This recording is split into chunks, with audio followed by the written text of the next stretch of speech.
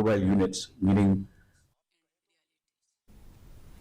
Minister of Social Welfare Paul Lingdo announced the reopening of the Mawlong road yesterday aimed at easing traffic congestion in Shillong. He clarified that the reopening had no direct connection with the relocation of the Harijans from the area.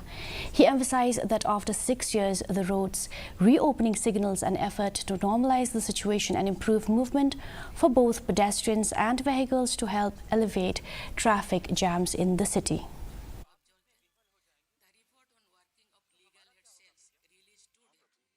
is a trouble zone. But today we have removed that image by normalizing movement of people and pedestrians and vehicles in that area. So I think it's a very important positive step taken towards decongesting the entire city. You know the traffic scenario as it is today, and it is not at all linked. We have the state government has reiterated time and again that it would resolve this matter, and we are committed to that. The reopening of the Mawlong has nothing to do with the resolution of the issue.